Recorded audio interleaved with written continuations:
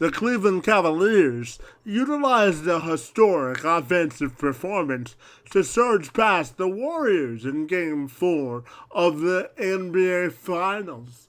Meanwhile, the Warriors allowed their emotions to get the best of them in their quest for redemption from a year ago. With that as our backdrop, it's time to preview game number 5 of the NBA Finals. Tas Melas of NBA TV's The Starters joined me on Monday to lend his perspective on the finals and some hot-button NBA news and notes. First of all, Taz, we want to take the time to welcome you to the Superman Advantage podcast, and we're excited to talk some NBA Finals and some NBA news with you this morning. Kevin, I'm very happy to be here. Thanks for asking me on. So, I wanted to start you off with the question of whether the Warriors are good for basketball in terms of being a dominant team and sort of developing rivalries, having the rest of the league sort of loathe the Warriors. So do you think the Warriors are good for basketball? I think all in all they are good for basketball. I know at this point, as we record this here at the beginning of June, it might be a little bit difficult to see the forest from the trees, but for every fan that says, I'm turning this off because I know who's going to win, there's definitely a fan that tunes in to see them fall. People want to see the best teams fall. That's how it is historically in all sports, and especially in the NBA. As you called it, a dynasty. I think, right now they've only won one title, but as the dynasty builds, I think you're just going to have more and more people jump on the bandwagon to see them fall off that bandwagon. That's what people want. For me, myself, being on air since last year, since 2 years ago, people call me a Warriors lover and a Warriors supporter, and there's a faction of people that hate me because I talk about the Warriors. Not because I'm a Warriors lover, but because I'm talking about the best team in the league. So I think it's good for the league in a way. I understand people sort of tuning out during the beginning of the playoffs. That may or may not happen. I do think there is a bit of a dry period there. The playoffs do last a good amount of time, but then people will tune in to see, for example, the Spurs next year if they face them in the postseason, to see what a healthy Kawhi Leonard can do against them, or the Cavs. And I think, the league as a whole is extremely popular, and, the regular season, despite people knowing that the Warriors, are the best team, people will still tune in because they're fans, because this is a great entertainment package, and the fans and the fandom of each team won't die off because it is such a great entertainment option in comparison to other things. So, yeah, there might be a bit of a dry spell at the beginning of the playoffs, but again, I think as this dynasty builds, the more and more quote-unquote haters will jump on to watch. People want to see the best not only succeed because it's such a rare opportunity, and it's sort of unprecedented to see two MVPs under 30 years of age on the same team, and Kevin and Steph, but they also want to see them fall. So all in all, I think it is good for the league. And did you see the onslaught of offensive performance coming in Game 4 from the Cavs? And where do you think Game 5 will go tonight? Yeah, I did not see the Cavs coming back in Game 4. I mean, I thought it was ridiculous at the beginning of the series to say that the Cavs were going to get swept. And then when they were down 3-0, I thought they were going to get swept. Because I thought the psychological sort of warfare was over. I thought they were done. I didn't think that they could come back out. But that was ridiculously impressive, setting all those records. That being said, you got to set records to beat this Golden State Warriors team at this point. The Warriors are great after a loss, so I expect them to be ready for this one. They weren't really ready in the first quarter on the road. It's far different at Oracle Arena, so I expect them to come out a lot better. And then once they get the confidence of a 5-6 point lead, even any sort of lead, I would favor the Warriors to win this one. And when we look at sort of if the Cavs lose this series, how do you think the composition of their roster will change in the offseason, if at all? I think it will definitely change. GM LeBron, as people call him, actually David Griffin is currently their GM, but he's also his contract ends. But whoever it is, I think will want to get a guy to be able to guard Kevin Durant. I mean, what NBA teams do is they look at the best team and they say, how can we stop? How can we stop these guys? And LeBron James shouldn't have to, for 48 minutes anyway, be the best player offensively and be the best player guarding the best player defensively. So, in years past, LeBron has played with guys like Shane Battier, Mike Miller, guys who can take the load off him defensively on the perimeter. Shane Battier guarded Kevin Durant in 2012 when they went to the finals, Miami versus OKC. They need a guy like that, first and foremost, a perimeter defender. And they're looking for perimeter guys, not only perimeter guys, sorry, I should say defensive guys. They signed Andrew Bogut this year. He got injured. He's off the team. They signed Larry Sanders, another big man, as a center to be that sort of rim protector. He's now off the team. It didn't work out there. So LeBron James knows. He made a comment a few weeks ago when Celtics head coach Brad Stevens said that the Cavs roster is perfect. LeBron James said, no, we're not. We have to scramble around because we don't really have lockdown guys, whether it be on the perimeter or the back line. So that's what they're looking for, a replacement at center, or a big man, and another perimeter guy. And when we look at sort of when we look at what happened in Game 4 with the technical fouls, how much do you think Draymond Green's emotion will play a factor on whether the Warriors win tonight and ultimately win the series? Well, he needs to stay in the game. He's gotten in foul trouble earlier this series, but revenge is definitely motivating them. And Draymond Green not only coming down from or losing after being up 3-1 last year, but Draymond Green being tossed because of that foul on LeBron James in Game 4. He was suspended for Game 5. That's weighing on his mind. So I don't think he goes past the line in this series to get tossed because he can't. I mean, that's literally, I'm sure, been the thing that's been weighing on his mind for 12 months. They've shown earlier in this series that even if Draymond Green is in foul trouble and or shooting poorly, they can still win because they're that good. But I don't think Draymond steps over the line. And when we look at the way Kevin Durant joined Golden State, certainly it was vilified for leaving the team that he helped establish for the team that beat him. So what are your feelings on the way Kevin Durant is performing and the way that he sort of became a member of the Warriors? It's pretty incredible how seamless it's been, Kevin. It's like he's been a part of this team for a long time. The first couple months were a little slow. They didn't look incredible. Steph Curry really had to adapt. But since then, I mean, this is all I'm sure Kevin Durant and his teammates ever dreamed of, how seamless it's been. Starting the playoffs 15-1, which is the best record ever. And the best winning percentage ever in a postseason. I don't see how you can think of it as going poorly. It's a dream come true. He was allowed to come in and be the number one guy, which on a championship type team, I can't remember. At this point, for a guy to come in and just sort of take over and be the number one guy, but that says a lot about the Golden State Warriors and their culture and their comfort level with themselves. And they said, all right, let's look big picture and know that we're adding an all-world talent. And even if Steph Curry's numbers drop a little bit and he doesn't get the MVP recognition that he hasn't got the last 2 years and he ends up on All-NBA second team, it's okay.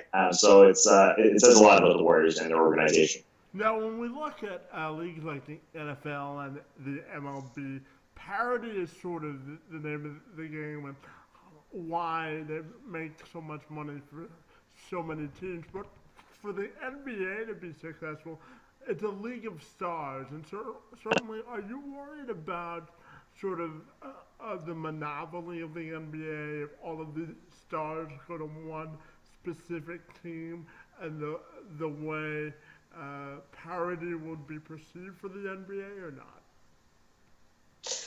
No, for a few factors. I mean, MJ being the best of the best in the 90s only elevated the NBA in the eyes of a lot of people. Like you said, it's a league of stars. People want to see these stars. I don't see it as a negative in the long run. Second thing, there are so many sort of supplementary things going on around the NBA. It's such an incredible viewing experience. You've got the secondary screen experience with people watching Twitter and throwing up and analyzing little tiny moments in GIFs and that type of entertainment around the game. And that doesn't change whether or not there's parity or not. I still think from October to April, when everybody is a fan of their game because it's such a great entertainment package, those things still exist. I can still get excited, whether, KD tripped over the sideline, and hit a server with a tray full of beers. That stuff doesn't leave. And I understand, people right now, there are the people who don't like it and may voice their concerns, but at the same time, again, for every one that we lose there, I think you gain another one because they want to see dynasties. And as you said, this league historically sort of relies on superstars. And for the future, anything can happen, Kevin. We saw, Kawhi Leonard go down in the conference finals. Kevin Durant and Steph Curry aren't going to be young forever. Although, it's unprecedented that two MVPs under 30 are together on the same team. Who knows? People will tune in to see absolutely anything happen. And yes, they have the power right now. But again, they're not going to be in power forever. And, the game is good enough in and of itself to overcome, some people not being extremely pumped that the Golden State Warriors are the best team. Again, as I mentioned, MJ won 6 in 8 years, and those 2 years that he wasn't around were the 2 years that he lost because, he quote unquote retired. That was a great thing for the game. And then Kobe and Shaq dominating for 3 straight years, also a good thing for the game. It all sort of relies upon the bigger package, and again, seeing the forest from the trees, because the whole thing is an incredibly great entertainment value. And I'm not just speaking this because I'm sort of indirectly employed by the league, but I was buying season seats before I was indirectly employed by the league. Because it was a great package back in 2001 when I started buying season seats, and it's only got a heck of a lot better since with technology and the way we all sort of absorb the game. Now, transitioning away from the finals for just a second, one of the biggest off-season sort of storylines is whether or not Chris Paul will seriously consider the offer from the San Antonio Spurs. I'm wondering, how realistic do you think that is going to happen in your mind? And where does that leave the Clippers if he does ultimately decide to leave? It sounds crazy to think of a superstar type guy just bouncing to the Spurs, but we all sort of thought the Spurs wouldn't get LaMarcus Aldridge a couple of years ago. Chris Paul's an even bigger name than LaMarcus Aldridge. But if he leaves the Clippers, they're in dire straits. It would be, they would drop basically to a playoff bubble type team. I'd say they should still be able to make the postseason, but if Chris Paul decided that, hey, I'm in my 30s, I haven't made the conference finals quite yet, I want to go to a program that's got a sort of a different vibe with it. We've tried for 6 straight years here in Los Angeles, and maybe it's time to change. I don't know. It sounds a little nuts. He was just part of a deal with the Players Association, being the head of the Players Association himself.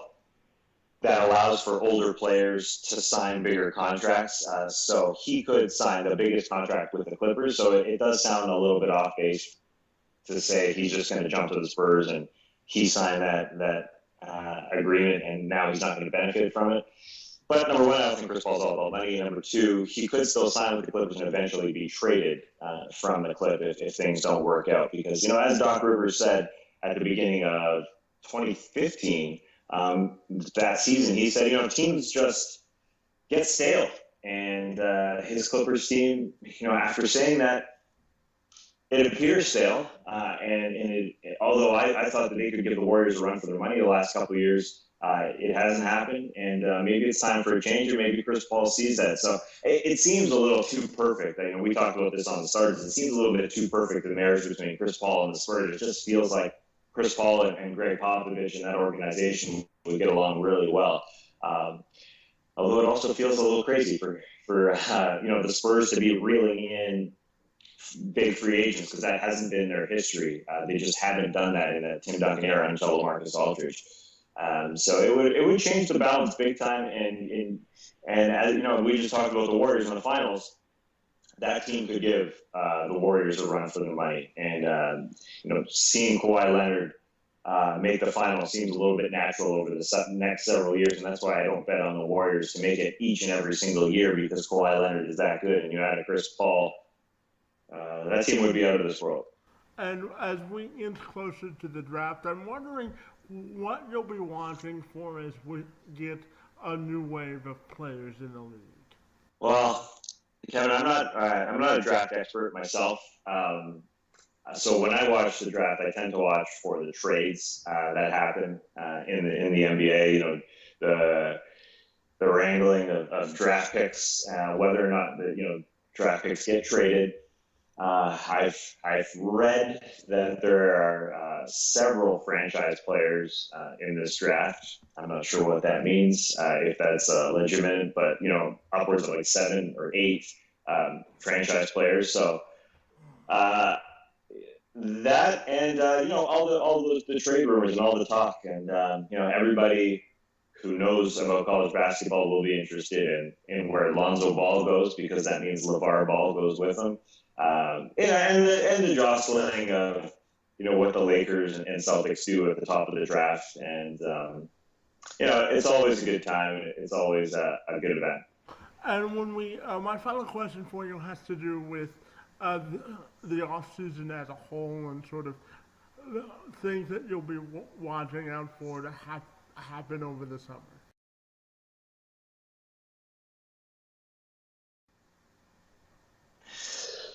Well, the offseason as a whole, the big names, what the Cavs do, as you mentioned, Paul George's contract is up next year. Do the Pacers look to move him? Because, I'm a huge Paul George fan.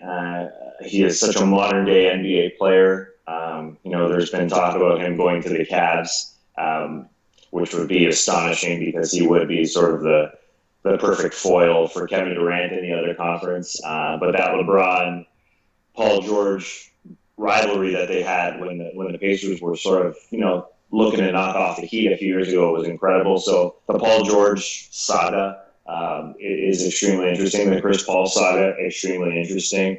What the Wolves do, the Wolves are always a really interesting team.